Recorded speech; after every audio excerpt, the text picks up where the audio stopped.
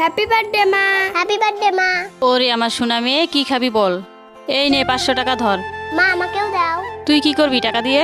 এই নে 100 টাকা ধর, এর বেশি পাবি না, ভাগ এখান থেকে।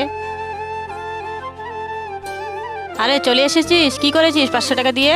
আমি সব বান্ধবীকে নিয়ে সব টাকা খরচ করেছি। বাহ আমার সোনা মেয়ে, যা ঘরে গিয়ে বিশ্রাম নে। আর তুই কোথায় আগুন লাগিয়ে আসলি 100 টাকা দিয়ে? মা আমি তোমার জন্য জুতো নিয়ে আসছি। জুতো? জুতো দিয়ে কি হবে?